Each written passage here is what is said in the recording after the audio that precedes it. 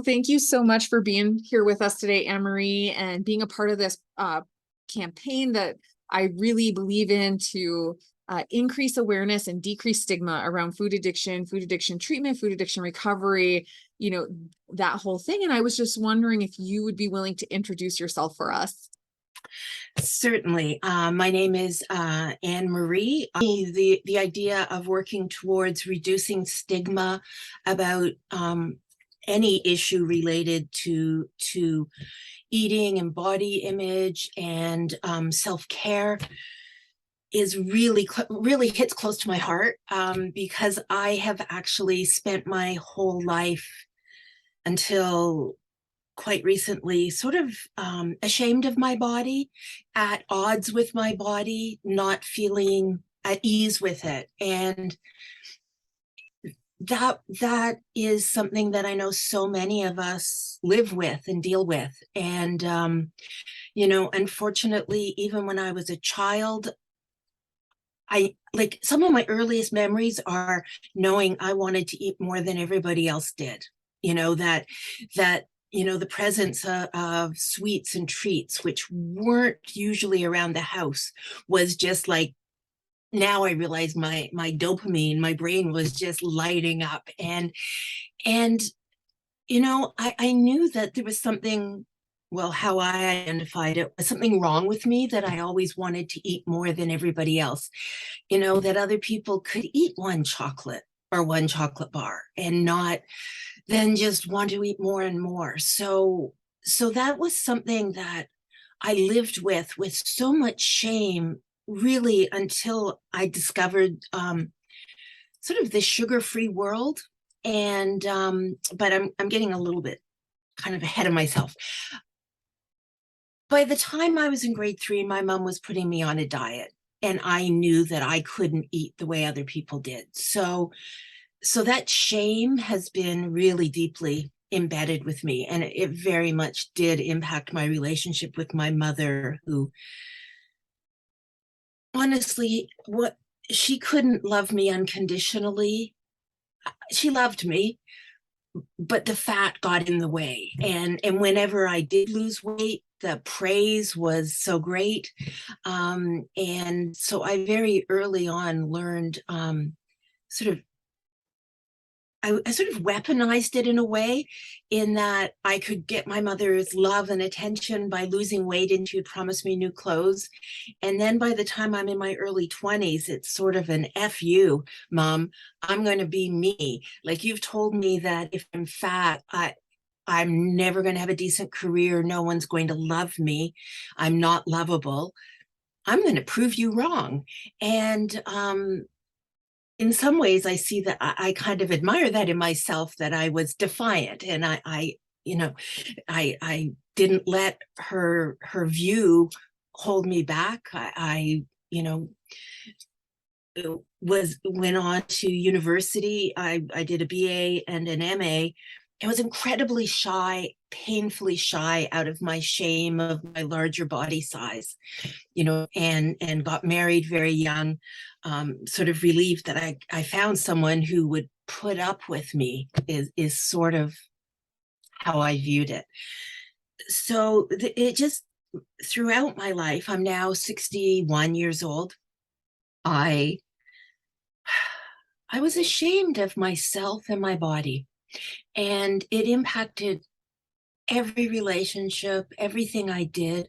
I've actually had a very successful career that I just loved, and so passionate about it. As a museum curator, very successful. And sometimes I think I was an overachiever, like, yes, I know you look at me and see I'm, medically morbidly obese, which is a pretty horrible phrase, actually, with a lot of stigma. But that was, how I felt people were always looking at me. So it was always, oh, I'm going to prove you wrong. I'm going to be amazing. This project that you say we can't do, we're going to make happen and be successful. So, I can sort of look back now and see that. And, but I also know I was sort of a workaholic, because if I worked really hard and was successful in my career, it kept my brain busy. So difficult emotions didn't really have time. And when they did pop up, I had learned by the age of 3 what to do when I had difficult emotions that obviously I couldn't articulate when I was 3 years old. And it's to eat, to numb out with food. Um, I, there are addictions in my family. I have never been drawn to alcohol. I have smoked off and on using it. When I gave up eating my addictive foods, I would start smoking. I see that pattern in my life and have come to understand that's really typical, because you're sort of looking for some way to numb out emotions. But it was I'm just sort of trying to figure out where to go next. So like everybody, every diet imaginable, I have that very much in common, but very much my shame kept me very secretive about my eating, both when I overate and then when I would diet to extreme, 500 to 700 calories a day. And then everybody thinks you're wonderful because you lost 50 pounds in like 3 months. I once lost 100 pounds in just over 6 months. And oh my God, the praise, it was so great. I was smoking, at the time. And I actually ended up in the hospital having emergency gallbladder surgery because my gallbladder had actually disintegrated with gallstones traveling through my body. So I had to have 2 procedures. But still, that was like just over 20 years ago. Nobody said, oh, maybe there's a connection between this really not giving your body the nourishment it needs and this happening to your gallbladder. I've since learned that, because always the praise was for extreme dieting, the quick fix. So trying everything. And in 2016, I read a really interesting book by Dr. David Ludwig, who's at Harvard. And it's called Always Hungry, ? And I'm going, well, yeah, of course, everybody's always hungry, aren't they?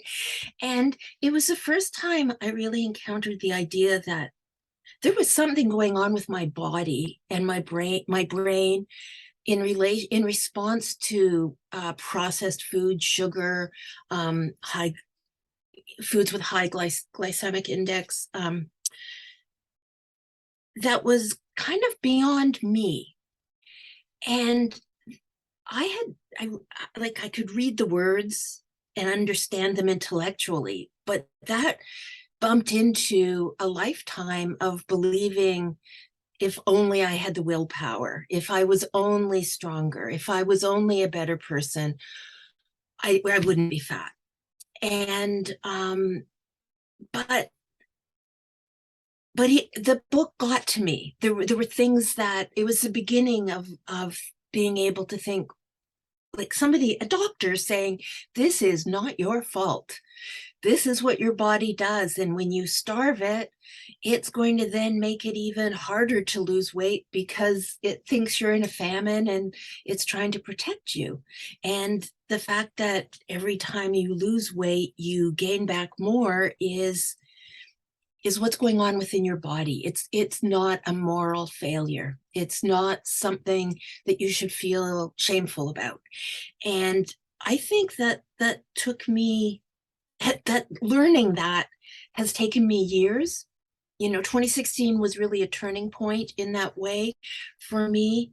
And the other thing that was a turning point in 2016 was, unfortunately, I was injured, and it was an injury that's caused chronic pain that is going to be with me for life. And I was really in denial about the chronic pain, and I just thought, no, you just push through pain. That's what you do. That's what good people do, brave people do. And I loved my work, and so I just pushed I pushed myself to a breaking point, basically, where I kept working until the end of 2019. I was a senior curator working on such exciting projects that I just loved, with amazing people and with really making sure that, community voices were being shared within a museum space that had been normally closed to sort of anybody outside of the mainstream. So really exciting work that I didn't want to give up, but I had to. And that was really hard. And I think I stopped working the end of 2018, and basically was a mess for a year, emotionally and physically. I immediately, once I didn't have work filling up that part of my brain, I had to face difficult memories. I had to face difficult feelings. Didn't know how to do it. So I was really overeating and gaining a lot of weight. Um, but but I was also at the same time pursuing um, really a psychiatrist who I had the good fortune to work with off and on for about 15 years, had retired. And then, and he had really helped me on this journey. But I realized I need to find someone else to help me with this next part. And I did. And I think if there's maybe the most important message I would have is to do the work with a professional. And that work I was doing, my relationship with food was not front and center, but my living with so much shame and my relationship with myself, those things were front and center in the work I was doing. Um, and so at the beginning of 2020, I went back and reread that book by Dr. Ludwig. And by then, his wife, who's a chef, had put out an amazing cookbook called Always Delicious. And I joined the Facebook group, and I really, really committed to myself at that point. I'm going to do this. And I had some success. But in his program, there's a possibility to eat a bit of dark chocolate every day and a bit of maple syrup, like a tablespoon in something. And I read that and loved that. I ignored where he also said, but everybody has to pay attention to their own body.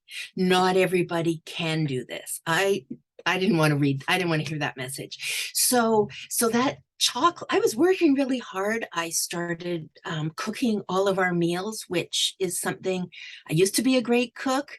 I got back to it. So, really enjoying cooking and integrating that into daily life. And, his wife's recipes, it's all about eating joyfully. Joy was really part of the message there, which I really liked. So I did that part, but I didn't really think white flour was really a problem. And I didn't really think that the dark chocolate was a problem, even though I usually had a lot more than the recommended 1 ounce. And I thought I was so virtuous when I had went to Starbucks and I had my favorite fancy drink, half sweet. Like, how virtuous is that? Oh my God, I should get like a halo. Well, no, that's like a lot of vanilla syrup in a drink. So I was working really hard and I had some success, and then I really stalled out. And then in kind of about a year ago, I had really stalled out.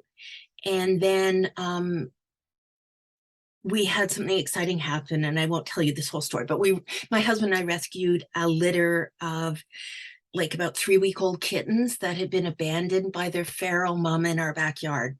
And it was really a rich, wonderful experience. But my treasured kind of rhythm of life and meal preparation all went out the window.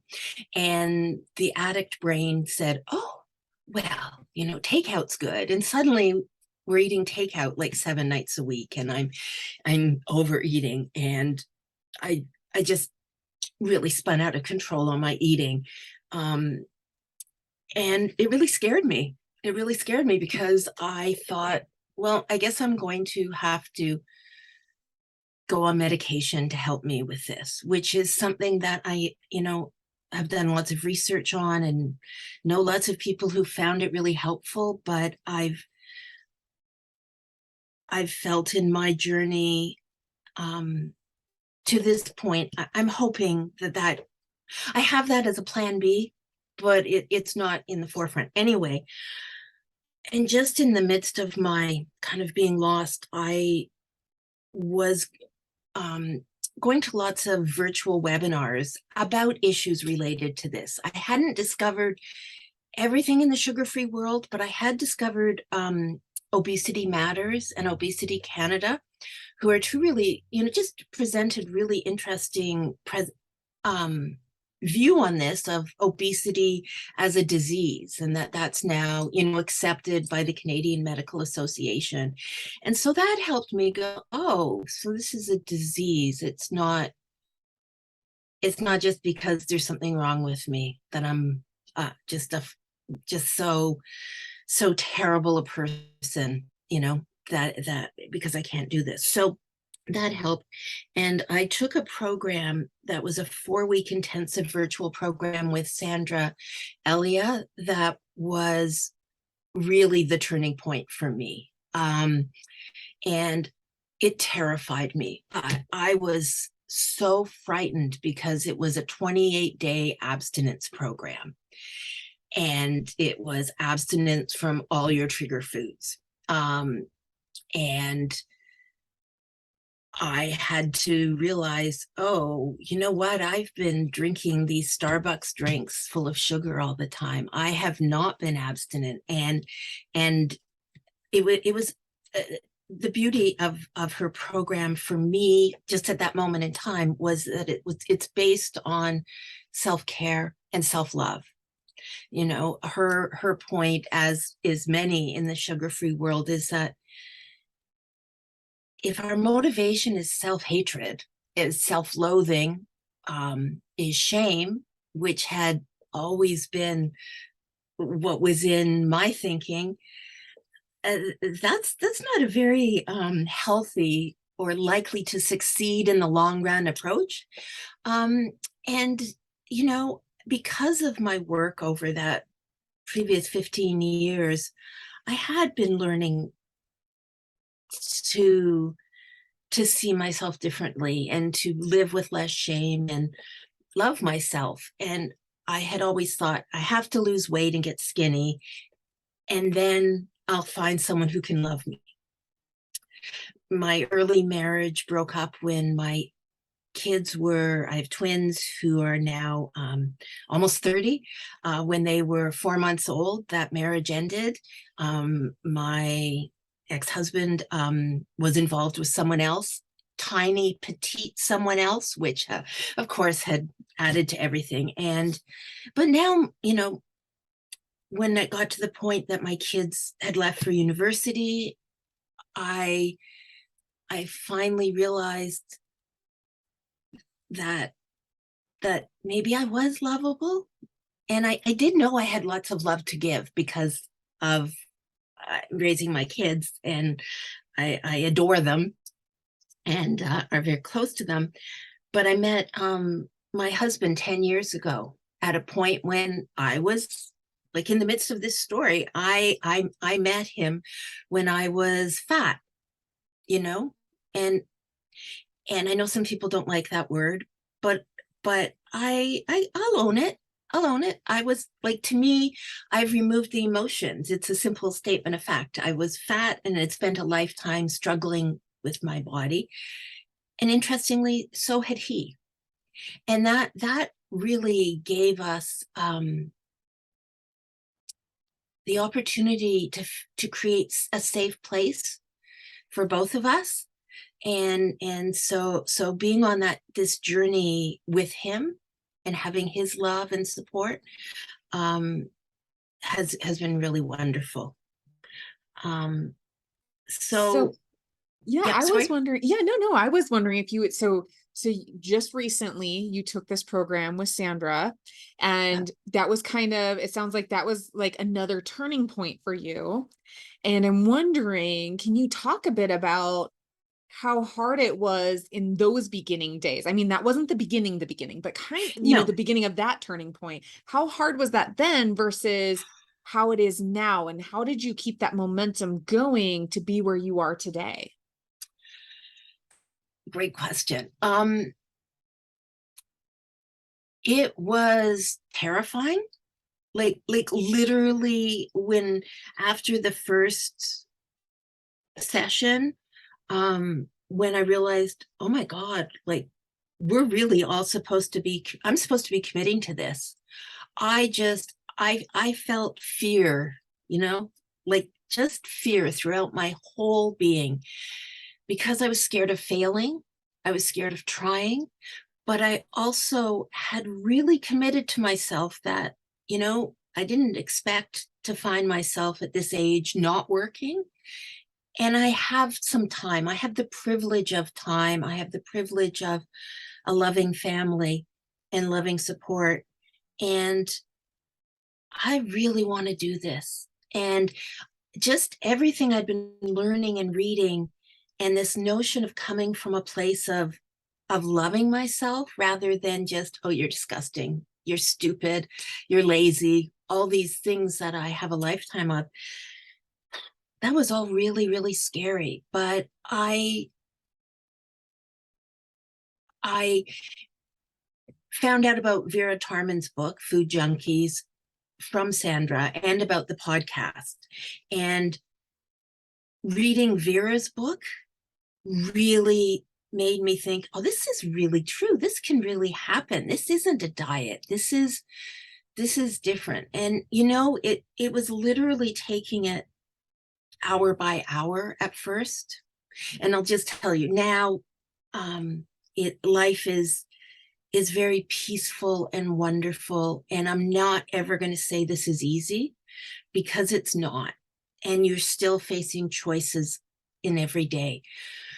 But I have no fear. I don't even fear relapses because I know that because I took that program and I learned so much, and then it introduced me to the Vera's Facebook group. I'm sweet enough, which isn't that great? Yes, I am sweet. I'm sweet enough. I don't need all this sugar, and I don't need all this shame. And the shame has resided in my fat my whole life. Um, but I just felt each day stronger as I really put the time. It's hard work, and I've been very aware that I have the privilege that I'm not working right now. There's lots that I do and responsibilities, but I don't have a job, so I know that has given me the privilege of time for food preparation and things like that. But it was taking it day by day. It was having support. And I think one of the biggest things was Vera was a guest speaker one night, and she was just so great.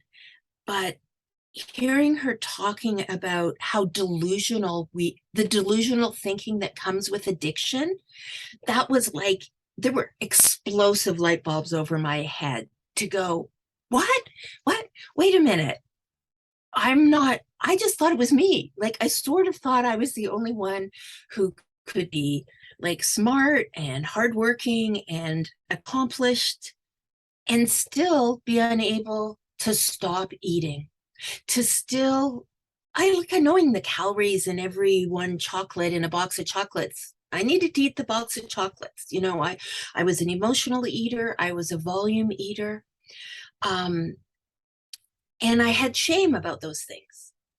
And the shame was I couldn't tell that voice that drove me to eat. I couldn't tell it no. But I started getting the tools to say, no, I'm not going to do that. And for me, that truly, I realized that in my shame, I really didn't think anyone else in the world had this problem this way. Like nobody else bought things in the quantities I did and ate them in secret. And I had over the years learned not to be secretive about my eating, to just choose not to be. Um, but the shame was hard, but that light bulb moment, that it's not a moral weakness, it is what addiction does, and it can be explained by how the dopamine responds in your brain, and that you all, and also within all of that, to learn to feel my feelings, to not be scared to feel my feelings. Like I've never been scared of the positive feelings, but I would still eat when I had positive feelings. But, hurt or shame or anger, I would think, oh, I don't want to be angry about that, so I'm going to eat so I'm not angry about that. Well, it's not a really effective anger management tool. If I'm angry about it, what am I angry about? Why? What? So it's been really learning all of that. And that's part of the day-to-day work of this. Just Mhm. like, loving yourself is day-to-day work. uh, I heard one person describe it as being, it's kind of like the dishes. It's not like you get there, oh, I love myself, I'm great, no problem, I'm good for the rest of my life. This is everyday work, and this is commitment to self work that I I from those early days of fear, and then also trying to find your own path, because there's so many different views of how to do this. And that's one of the things that is confusing at first. You start listening to all the experts and you're going, oh, this person says you have to do it this way or this way or this way. And it's like, I finally realized that people like Vera, who sort of say, you need to learn your own body. And that's also what Dr. Ludwig had said. You need to learn how your own body is responding and pay attention to that. And, not everybody needs to weigh and measure everything. And that's not actually something that works for me, because that's really has negative connotations. Um, but I need a plan. I need a plan, and I need to follow that. So so the difference from that early point of being terrified, and then kind of completely immersing myself in it, so that one of my kids, and I have to say, my kids have just been so incredibly supportive, just beautiful in all of this. Um, they said, Mom, it sort of sounds like you've joined a cult. And I said, well, I understand why you're saying that, because I am so immersed in this that it's really taking over. And that's not going to be how I'm not the same now. I don't need to listen to 4 podcasts a day. I don't, I keep up on it. I enjoy the Facebook groups, but I'm not as immersed in it. And I can see why there was that view, but it Yeah. helped. It helped me. Right. To just bridge that difficult time in the beginning to get you to where you are now. And so I'm wondering, will you talk a bit about what recovery is like for you now? What do you do for your recovery daily that is instrumental in you moving in the direction that you want to be moving? Yeah. Um, Planning is my number one tool for success. I I don't actually write it down, because again, I have really negative connotations with that, write everything down. And yet I know that's a tool that is great for some people. It's just not my tool. But in my head, I always know kind of what I'm going to be making for dinner. I have the same thing for breakfast every morning, which I don't find boring. I love. I have fresh fruit, which is usually berries. I have Greek yogurt. I have flax seeds and pecans on it. And I just love that. and I sometimes vary the fruit by season and such, but that helps me. And prior to starting with this program last November, so I'm 9 months into my recovery, is I only ate 2 meals a day, but then after dinner, I snacked. So I had to work. It was not easy to get back to eating 3 meals a day, sort of doing a lunch, but I feel that's been a real tool of success. So I don't get so hungry. And I heard this tip of brush your teeth right after dinner, and then that's it. I brush my teeth, I look in the mirror and put on my cream and brush my hair and say that I've had my food for the day. And that has worked so well. I sometimes am tempted to have a snack of compliant food. And sometimes if I feel like I haven't had enough or I've had a really active day, I'll let myself do that. But I also kind of have a danger Will Robinson to pay attention that doesn't become a pattern. And non-scale victory here. I was just at the dentist and he commented on my excellent dental hygiene. It's because I used to eat after dinner and then not brush my teeth. So now my teeth are doing better. And I've learned that my goal here is abstinence from the foods that trigger me to eat more. My goal is not to lose weight. And that's a huge, that's a cosmic shift for me in a lifetime of thinking. And the thing is, I am losing weight. I have you know, since my commitment at beginning of 2020 to when I started the program, I had managed to lose 30 pounds. And then since I started the program, I'm down another 60 pounds. So I'm at the place where I have given away all my clothes that fit me at that point. And I am wearing clothes that fit me now. And I love that. And I did want to mention that because it's there. It's something that for many of us, our sugar addiction has led to obesity, or in my case, even morbid obesity title. But I also now really understand that not everybody who has this addiction has that issue. And that's been really important for me to learn and understand that this disease of addiction comes in all shapes and sizes, and that we have this in common. So I think planning, being honest with people, if I'm going anywhere, I look at menus ahead of time. If I'm going to someone's home, I tell them. I usually offer to bring something that will, there was a family gathering that I knew was going to have a birthday cake. So I said, oh, can I bring some berries? And I bought some berries and some whipping cream, and other people enjoyed that too. Nobody even noticed I didn't have cake.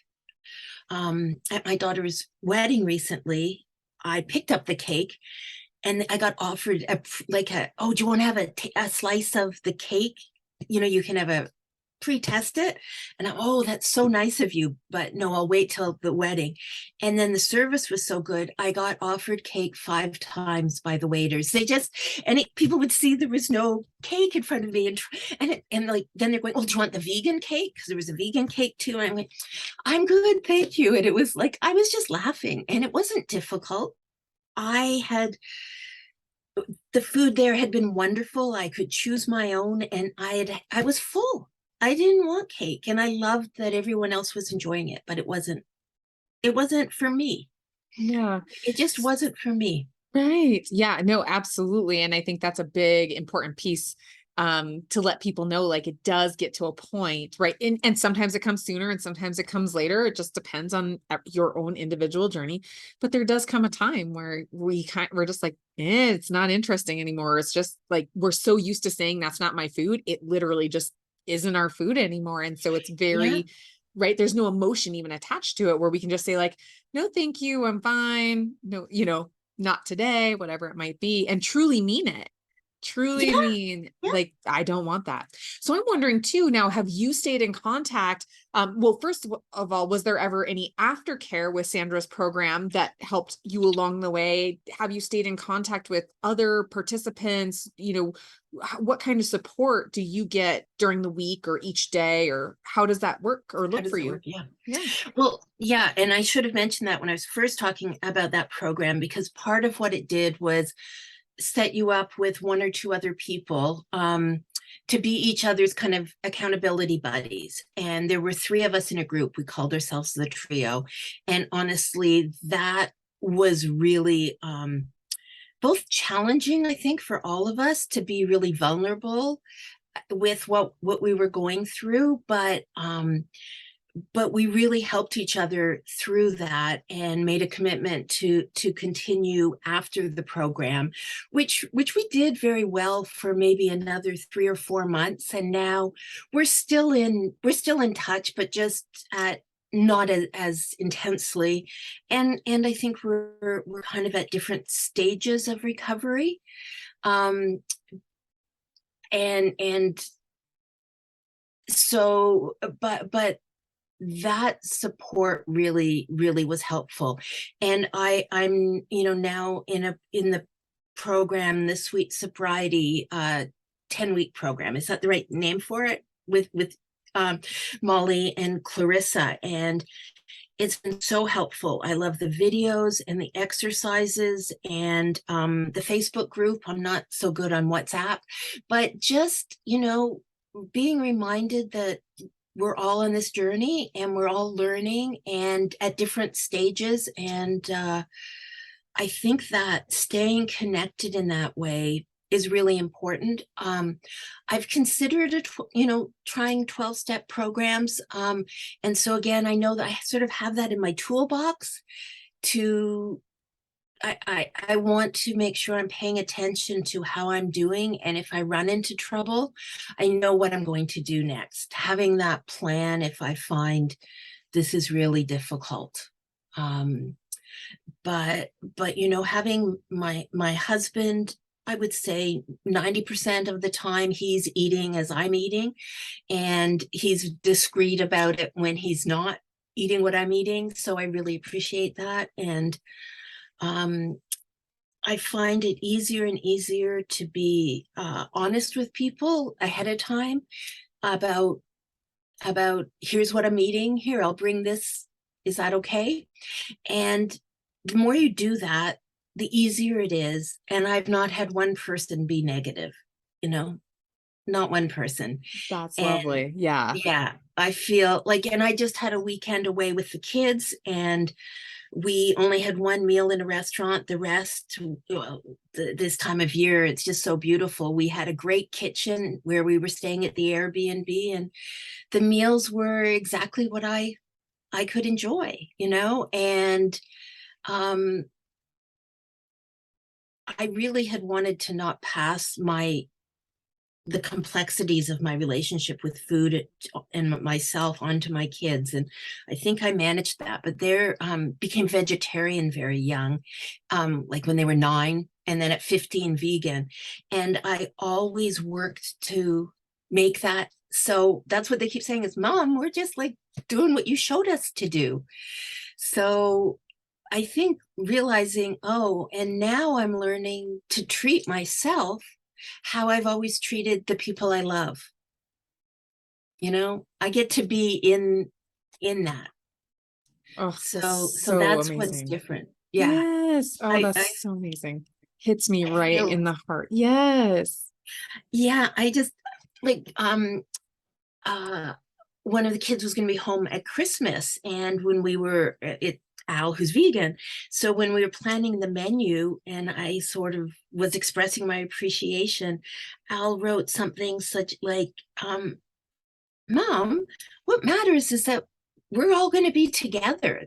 That's what matters. It's Christmas and we'll be together. It's not that, there's certain food that it has to be, and we ate well over Christmas. And I did not eat chocolate over Christmas, which was, I had given myself permission to. I thought, okay, this is what I'll do. I have permission at Christmas to eat chocolate, dark chocolate.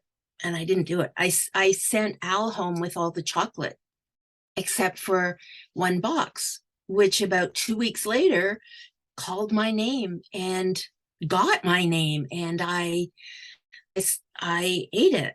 And oh, how I felt physically, emotionally, how I felt like I'd let myself down. And I just really went into a negative spiral that my trio partners helped me get out of. And that I remember how I felt the next morning. And what I did think was, don't forget how you feel right now. And so anytime that I am tempted, I think, how am I going to feel tomorrow morning? Am I going to wake up thinking, oh, yay, it's another day. I can go swimming and go work in the garden? Or am I going to think, oh, no, I've got this lump of too much food? I don't like that feeling. And I lived with that for too much of my life. Yeah. Oh, I love those words. I love those words.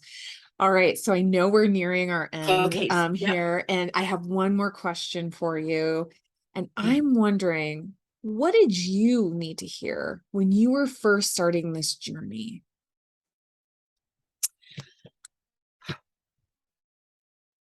I needed to hear this a bunch of times from different people in different forms. And it was, this is not a sign of weakness. This lifelong battle, that's what it felt like. It doesn't feel like a battle anymore, but up to that point, it was, here's science that to tell you what's going on. And it's not, you're not stupid and lazy.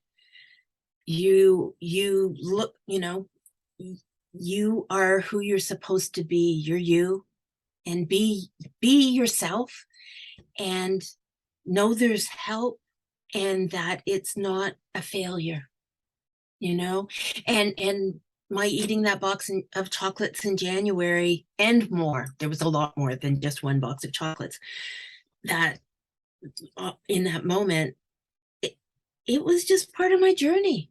It's okay. Learn from it, dust yourself off, keep going. Everybody runs into trouble. And you have to build that into your plan, into your self-care. So I think for me, learning the science and hearing it, like, that's why I love the podcast so much. It's like learning all different people's perspectives on the science. But I think finally unlearning the message that I had been receiving since I was 3 years old, that it was like bad. You're sinful. It was even sinful was used, bad and sinful to overeat. Yeah, it was not a good message, but I sure learned it. And I've now unlearned it.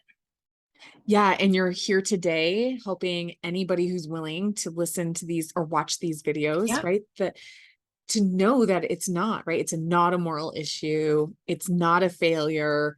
That if we stick to it, if we learn from it, if we learn to have self-compassion, it sounds like, that there is a way through, that there's a light at the end of the tunnel. And I just appreciate your willingness to be a light for others, to recover out loud so others don't suffer in silence. Oh, well, thank you for this chance to, to share. I'm I see this as a journey for the rest of my life. I'm on a lifelong journey, and I feel so thankful for everyone who is who generously shared with me and taught me, and it continued to teach me. I think the continued learning part of it is one of the things I've found really exciting. So Mhm. so thank you to you. Like I think that Dr. Tarman and you and Clarissa are helping so many people and really put your hearts out there and make a real difference. So thank you. Mm.